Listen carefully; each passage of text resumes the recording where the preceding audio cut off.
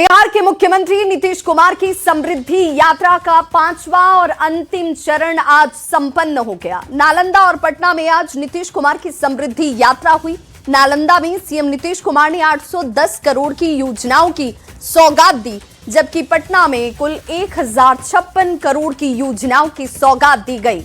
यह माना जा रहा है कि बतौर सीएम नीतीश कुमार की ये अंतिम यात्रा थी, क्योंकि नीतीश कुमार राज्यसभा के लिए चुने जा चुके हैं और अब वे राज्यसभा के रास्ते केंद्र की राजनीति करेंगे।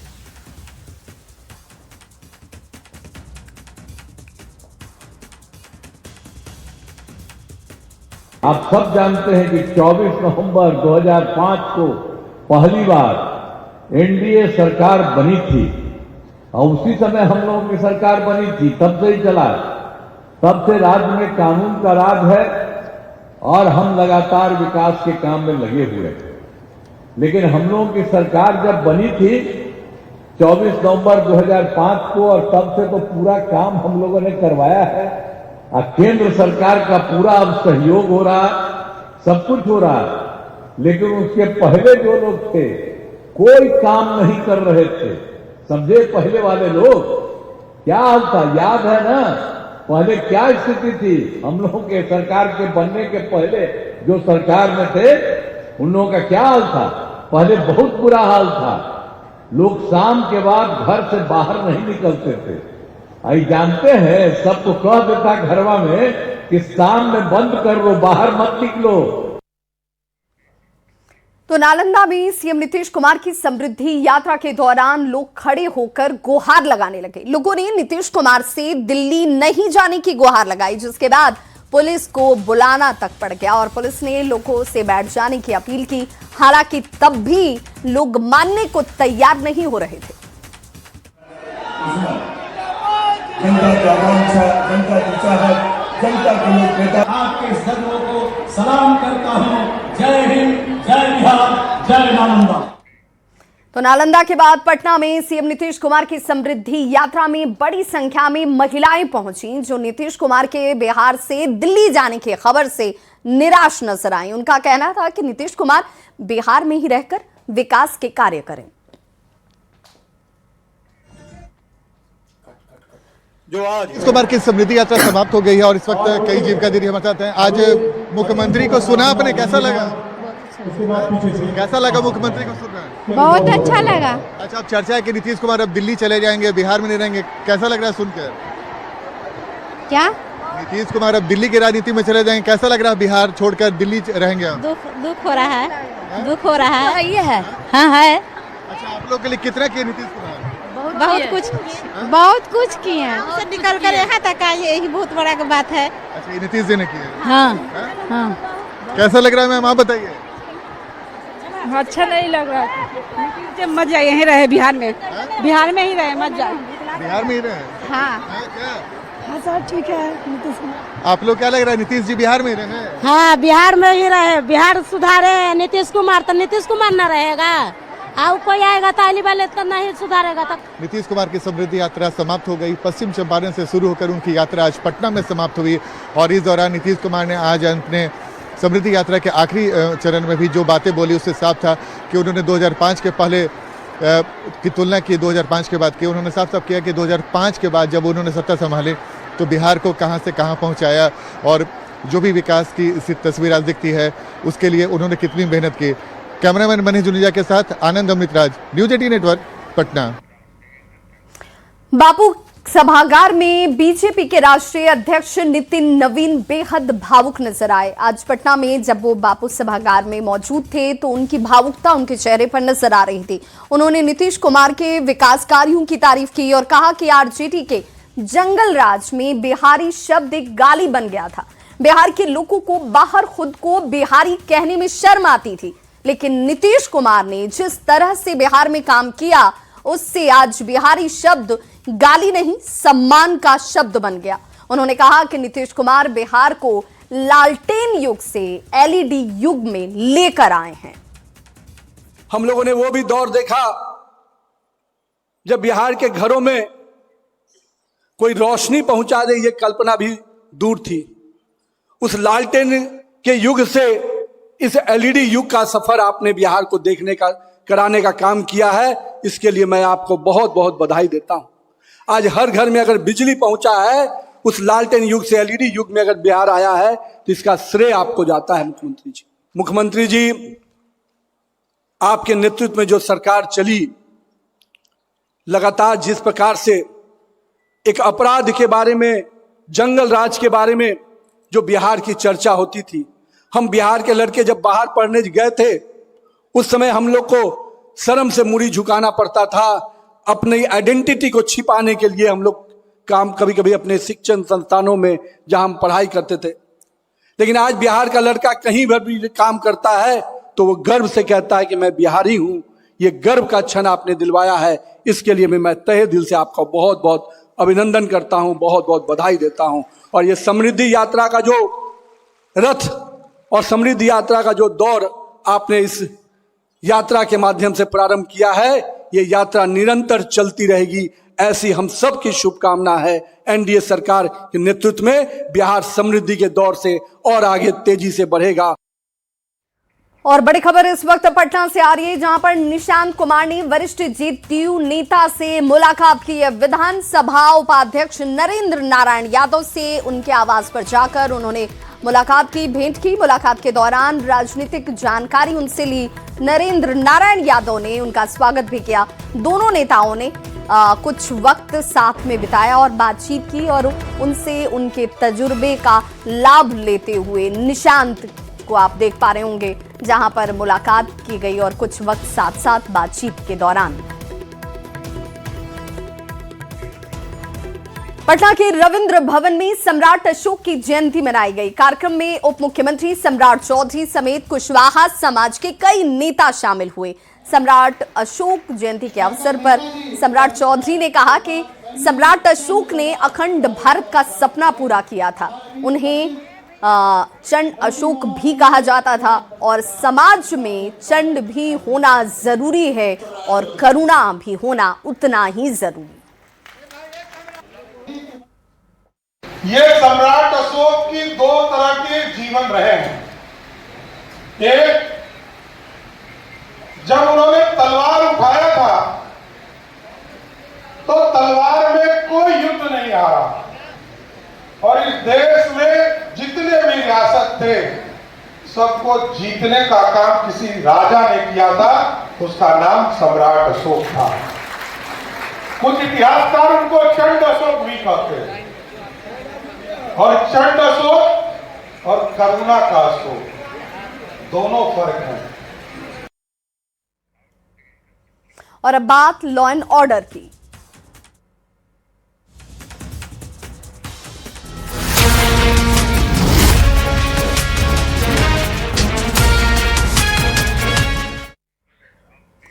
और मधेपुरा से इस वक्त बड़ी खबर आ रही है। दिन दहाड़े बैंक लूट से इलाके में हड़कंप मच गया। सेंट्रल बैंक में 3 हथियारबंद बदमाशों ने धावा बोला और लूट की वारदात को अंजाम दिया।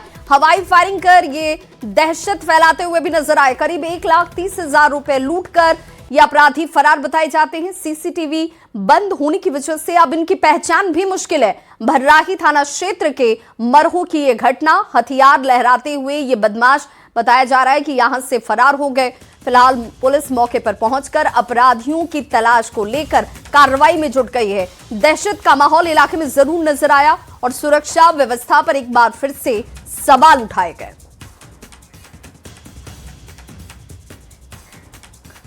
खबर नालंदा से, जहां निगरानी विभाग की टीम ने एक बड़ी कार्रवाई करते हुए घुसखोर स्वास्थ्य कर्मी को रंगे हाथों गिरफ्तार कर लिया। आपको बताते चलें कि पीएससी नगर नौसा में कार्यरत बीसीएम मंजीत कुमार नाम सुधारने के नाम पर 25,000 रुपए की मांग कर रहा था। फिलहाल गिरफ्तार बीसीएम मंजीत कुमार को अपने साथ निगरानी की टीम पटना लेकर रवाना हुई। परिवादिनी बॉबी कुमारी के द्वारा निगरानी अन्वेषण ब्यूरो थाना में एक लिखित आवेदन दी कि नगर नौसा प्राथमिक स्वास्थ्य केंद्र के बीसीएम मंजीत प्रसाद के द्वारा जन्मतिथि सुधार करने के नाम पर उनके द्वारा 25,000 रुपया की रिश्वत मांग की जा रही है। यह रिश्वत देना नहीं चाहती है। जब निगरानी के द्वारा परिवादी के द्वारा दिए गए आवेदन का सत्यापन कराया गया तो रिश्वत मांगे जाने की बात सही साबित हुआ। खबर सासाराम से, जहां पर बभनी गांव में नारियल पानी को लेकर एक मामूली विवाद ने हिंसक रूप ले लिया। बताया जाता है कि ग्राहक नारियल पानी पीने के लिए पहुंचा था, लेकिन नारियल में पानी कम रहने से वो नाराज हो गया और इसी बात को लेकर दुकानदार से उसकी बहस शुरू हो गई। देखते ही देखते दोनों पक्षों के बीच यहां दोनों पक्षों की तरफ से लोग इकट्ठा हो गए और विवाद मारपीट में तब्दील हो गया। इस झड़प में एक महिला समेत 10 लोग घायल हुए और सभी घायलों को इलाज के लिए करगहर स्वास्थ्य केंद्र भेजा गया। पुलिस ने इस मामले में 6 लोगों को गिरफ्तार किया है। 30 लोगों के खिलाफ केस दर्ज हुए हैं।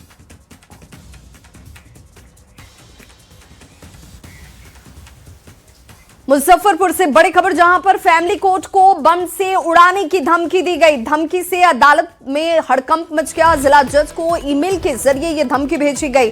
मुजफ्फरपुर पुलिस की टीम हालांकि मौके पर पहुंची। डॉग स्क्वाड और मेटल डिटेक्टर की मदद से एक एक जगह की चप्पे चप्पे की जांच हुई। पूरे कोर्ट परिसर की गहनता से तलाशी ली गई। पहले घंटे में कोर्ट की कार्यवाही पूरी तरह से बाधित रही, रोक दी गई। पूरे कोर्ट परिसर को खाली करवाया गया और कुछ देर के बाद जाकर स्थिति सामान्य होती है। बम की सूचना मिलने पर ये स्नीफर डॉग और बीडीडीएस की टीम के द्वारा जांच पड़ताल की जा रही है। संदिग्ध वस्तुओं, कूड़ा, डस्टबिन, ये सब संदिग्ध स्थानों के विशेष रूप से तलाशी दी जा रही है और हमारी पुलिस की भी कई टीमें अलग अलग दिशाओं में कार्य कर रही है। मुजफ्फरपुर कोर्ट परिसर को एक बार फिर से बम से उड़ाने की धमकी मिली, जिसके बाद आनन फानन में कोर्ट परिसर को खाली कराया गया। हालांकि जैसे ही इसकी सूचना मुजफ्फरपुर पुलिस को मिली, उसके बाद मुजफ्फरपुर पुलिस की टीम और अन्य जो सुरक्षा बल हैं यहाँ पर पहुंचे, उसकी जांच में जुट गए। डॉग स्क्वाड की टीम और मेटल डिटेक्टर, जो तमाम चीजें हैं उसको लेकर यहाँ पर इसकी जांच पड़ताल की गई। हालांकि कुछ ही देर में स्थिति जो है वह सामान्य हो गई है। फिलहाल सुरक्षा कर्मी जो है अभी भी जांच कर रहे हैं, लेकिन अब कोर्ट परिसर की तस्वीर अगर हम दिखा दें तो अब स्थिति जो है कुछ ही देर में सामान्य हो गई है। लोग जो है वो फिर से कोर्ट परिसर में आ गए हैं। फर्स्ट आवर के लिए कोर्ट को तत्काल बंद कर दिया गया था, लोगों को कोर्ट परिसर से बाहर कर दिया गया था कि ताकि किसी भी तरह की एहतियातन जो सुरक्षा बरतनी है उन तमाम चीजों में किसी तरह की कोई परेशानी ना हो, और सुरक्षा बरतने को लेकर जो है तमाम लोगों को बाहर कर दिया गया था। लेकिन अब एक बार फिर से तमाम लोग जो है कोर्ट परिसर पहुंच गए हैं। फिलहाल जो प्राथमिक सूचना मिली कि फैमिली कोर्ट को उड़ाने की धमकी मिली थी मेल के माध्यम से, और उसी को लेकर अभी भी अंदर जांच चल ही रही है। लेकिन कहीं ना कहीं आप देखेंगे कि पुलिस बल जो है वो अभी भी कोर्ट परिसर में घूम रहे हैं और इसकी जांच जो है वह लगातार की जा रही है। तो मुजफ्फरपुर कोर्ट को 2 महीने के अंदर दूसरी बार उड़ाने की धमकी मिली। हालांकि फिलहाल स्थिति जो है वह सामान्य है और तमाम जो लोग हैं वह कोर्ट परिसर में वापस आ गए हैं और पुनः सेकेंड शिफ्ट से जो कोर्ट की कार्रवाई है वह शुरू हो जाएगी। मुजफ्फरपुर से न्यूज 18 के लिए प्रियांक सौरभ। और चलिए अब नजर डालते हैं देश दुनिया के खबरों पर। नहीं है।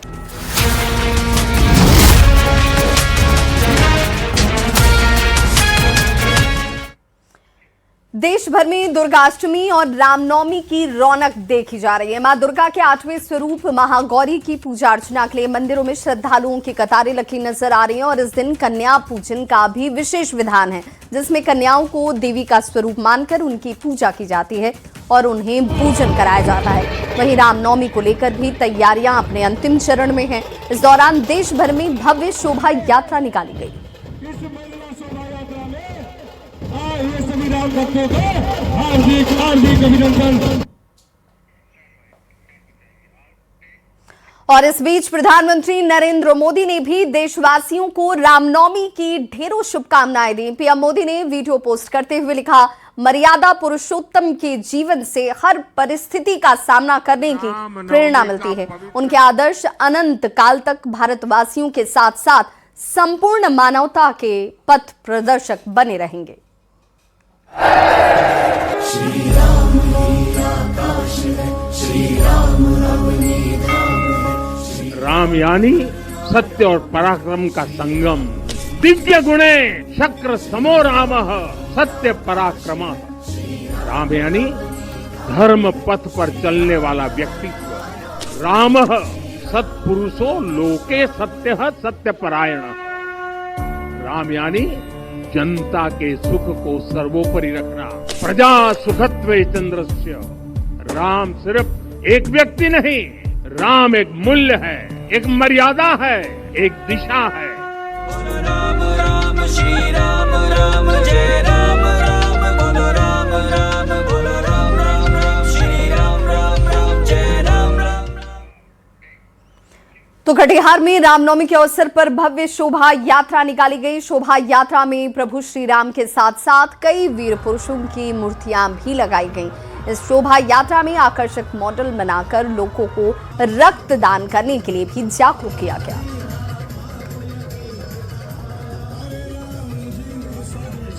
रामनवमी के अवसर पर कटिहार में भव्य शोभा यात्रा निकाला गया है। LWC मैदान से यह शोभा यात्रा निकाला जाता है। पूर्व डिप्टी सीएम और कटिहार विधायक हमारे साथ है, जो बात कर लेते हैं कितना खास है ये रामनवमी का। निश्चित तौर पर खास है। भारतवासियों के लिए तो प्रभु राम के साथ हम सबों का आदिकाल से एक ऐसा रिश्ता है जो भगवान और भक्त के साथ होता है। हर वर्ष की भांति इस बार भी बहुत एक विशाल शोभा यात्रा निकला है, जिसमें हमें महिलाएं बहनें बहुत हर्षोल्लास से सम्मिलित हुई है। और आज राम जी का जन्म हुआ था, इसके लिए पूरा बिहार वासियों को बहुत बहुत हार्दिक शुभकामनाएं। बताते चले जो रामनवमी के शोभा यात्रा के मामले में कटिहार को सीमांचल का अयोध्या कहा जाता है। और ये भव्य जो शोभा यात्रा है, ये तस्वीर अपने आप में ये बयां करने के लिए काफी है। सुब्रत, न्यूज़ 18 कटिहार। तो चैत्र नवरात्रि के मौके पर आज पूर्णिया के रामकृष्ण मिशन में श्रद्धा और उत्साह के साथ कन्या पूजन किया गया। इस मौके पर हजारों श्रद्धालु मौजूद थे। विधि विधान के साथ पंडित और आचार्य ने कन्या पूजन किया और सबने कन्या का आशीर्वाद लिया। वासंती दुर्गा पूजा, जिसको चैती दुर्गा पूजा भी कहते हैं, ये पिछले 99 वर्षों से होता आया है। और इस पूजे का बहुत महत्व इसलिए भी है कि ये चैत मास जो है हिंदू कैलेंडर के अंदर एक नव वर्ष का हम लोग मानते हैं। तो रामनवमी को लेकर महावीर मंदिर के द्वारा तैयारी पूरी कर ली गई है। हजारों की संख्या में श्रद्धालु यहां पर पहुंचने वाले हैं और उनके लिए महावीर मंदिर से लेकर वीर कुंवर सिंह पार्क तक शेड का निर्माण किया गया है। श्रद्धालुओं को तमाम सुविधाएं दी जाएंगी और वीर कुंवर सिंह पार्क से श्रद्धालु प्रवेश करेंगे और कई जगह प्रसाद के लिए काउंटर तक बनाए गए हैं। जीपीओ और आर ब्लॉक पर कल यातायात को बाधित रखा जाएगा। कल रामनवमी मनाई जाएगी और रामनवमी को लेकर महावीर मंदिर प्रशासन के द्वारा तमाम व्यवस्थाएं की गई है। जिस तरह से हजारों की संख्या में श्रद्धालु सुबह से ही जुटते हैं, उसको लेकर जो व्यवस्थाएं हैं वो लगातार की जा रही है। अंतिम चरण व्यवस्थाएं है। हार्डिंग पार्क है, यहाँ से प्रवेश द्वार है। जो भक्त हैं वो यहाँ आएंगे और यहीं से वो पंक्तिबद्ध होकर हनुमान मंदिर तक पहुँचेंगे। पूरी यहाँ से हनुमान मंदिर तक बैरिकेडिंग की गई है। महिला और पुरुष के लिए अलग अलग बैरिकेडिंग की गई है। यही नहीं, यहाँ से लेकर हनुमान मंदिर तक में जगह जगह नैवेद्य के काउंटर बनाए गए हैं। कई विशेष काउंटर बनाए गए हैं, क्योंकि रामनवमी को लेकर नैवेद्यम की बिक्री काफी होती है, जिसको देखते हुए ये व्यवस्थाएं की गई है। पुलिस के लिए कंट्रोल रूम की व्यवस्थाएं की गई है। कई जगह पुलिस कंट्रोल रूम बनेंगे और जीपीओ गोलंबर के पास और जो यातायात है वो पूरी तरह से बंद रहेगा। इधर से वाहनों का प्रवेश उधर बंद रहेगा। जो भक्त हैं वो यहाँ पहुँचेंगे, यहाँ से कतारबद्ध होकर वो महावीर मंदिर तक पहुँचेंगे और भगवान के दर्शन करेंगे, प्रसाद चढ़ाएंगे और उसके बाद फिर वहीं से आगे निकल जाएंगे। तो जो व्यवस्थाएं हैं वो लगातार अंतिम चरण में आप देख सकते हैं। न्यूज़ 18 पटना से धर्मेंद्र कुमार। देश में गहराए गैस संकट पर बड़ी खबर आ रही है। तेल और गैस को लेकर पेट्रोलियम मंत्रालय की तरफ से एक बड़ा बयान, जिसमें देश में ईंधन की कहीं कोई कमी नहीं है। पेट्रोलियम मंत्रालय ने यह साफ किया है, पेट्रोल और डीजल की कमी नहीं है। पेट्रोलियम मंत्रालय ने कहा कि लोगों को अफवाहों में आने की जरूरत नहीं है। देश में अगले 60 दिन का पेट्रोल और डीजल का पूरा स्टॉक है। देश के सभी फ्यूल आउटलेट पर काम सामान्य रूप से चल रहे हैं। अफवाहों पर लोग ध्यान न दें।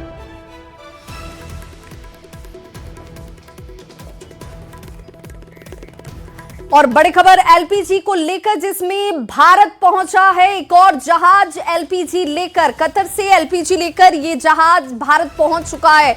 अपोलो ओशन जहाज मंगलुरु पहुंचा हुआ है। 17,600 मीट्रिक टन एलपीजी इस पर लोड है, जिसे लेकर वो भारत पहुंचा है अपोलो ओशन। और इसीलिए सरकार बार बार लोगों से अपील भी कर रही है कि लोग अफवाहों पर ध्यान न दें। एलपीजी को लेकर या पेट्रोल और डीजल को लेकर कहीं कोई कमी इस वक्त नहीं है। आपाधापी की जरूरत नहीं है। हाँ, लोग जरूरत के मुताबिक इसका इस्तेमाल जरूर करें, क्योंकि स्टॉक न करने जैसी स्थिति बनी रहे।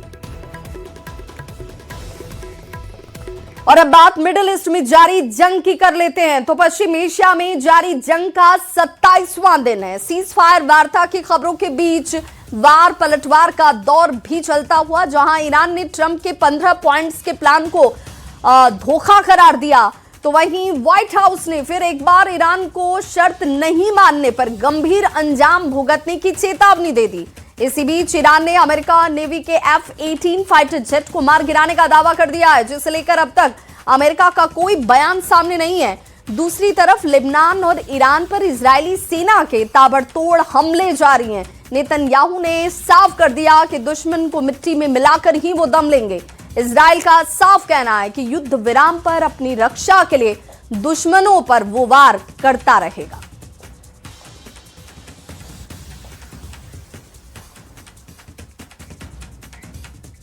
अमेरिका और ईरान युद्ध से जुड़ी हुई इस वक्त एक बड़ी खबर, जिसमें युद्ध विराम पर इजरायली मीडिया की तरफ से एक बड़ा दावा किया गया। शनिवार तक युद्ध विराम की घोषणा कर सकते हैं ट्रंप। रिपोर्ट ये कह रही है अमेरिका बातचीत का रास्ता खोलना चाहता है। ईरान के साथ बातचीत से इजराइल खुश हालांकि नहीं है।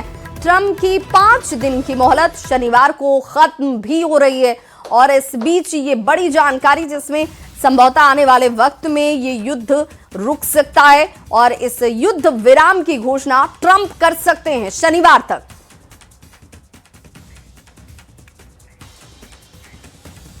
और अब खबरें खेल जगत से जुड़ी हुई।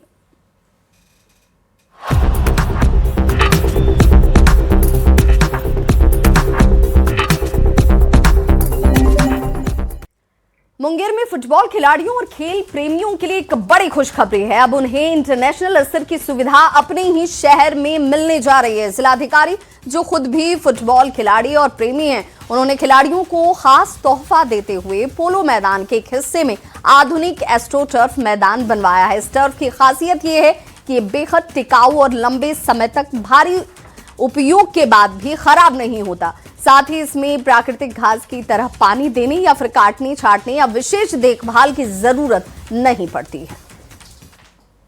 ये जो एस्ट्रो टर्फ हम लोगों ने बनाया है, ये बिहार में पहला नहीं, ऑलरेडी बहुत जगहों पे टर्फ बना हुआ। हालांकि मुंगेर में ये नई पहल हम लोगों ने शुरू की है। नगर निगम के द्वारा बनाया जा रहा है पोलो ग्राउंड में। काम लगभग कंप्लीट है। आने वाले दिनों में इसको हम लोग पब्लिक के लिए भी ओपन कर देंगे। ये मल्टी पर्पस है टर्फ। यहाँ पे आप फुटबॉल भी खेल सकते हैं, क्रिकेट भी आप लोग छोटी टीम के साथ यहाँ पे खेल सकते हैं। इसका उद्देश्य यही है कि जो हमारे खेल प्रेमी हैं फुटबॉल या क्रिकेट के, उनको इस बार आईपीएल भी कोई ओपनिंग सेरेमनी नहीं होने वाली। 28 मार्च से शुरू होने जा रहे इंडियन प्रीमियर लीग के 19वें सीजन की शुरुआत बिना किसी उद्घाटन समारोह के ही होगी। पिछले साल यानी कि आईपीएल 2025 के फाइनल के बाद बेंगलुरु में आरसीबी की विक्ट्री परेड के दौरान चिन्नास्वामी स्टेडियम के बाहर भगदड़ मच गई थी, जिसमें कई लोगों ने अपनी जान गंवा दी। इस दुखद घटना में जान गंवाने वाले लोगों के सम्मान में चिन्नास्वामी स्टेडियम में कोई उद्घाटन समारोह नहीं होगा। बीसीसीआई सचिव देवजीत सैकिया ने यह कहा है कि डिफेंडिंग चैंपियन आरसीबी और सनराइजर्स हैदराबाद के बीच बेंगलुरु के चिन्नास्वामी स्टेडियम में ओपनिंग सेरेमनी नहीं होगी।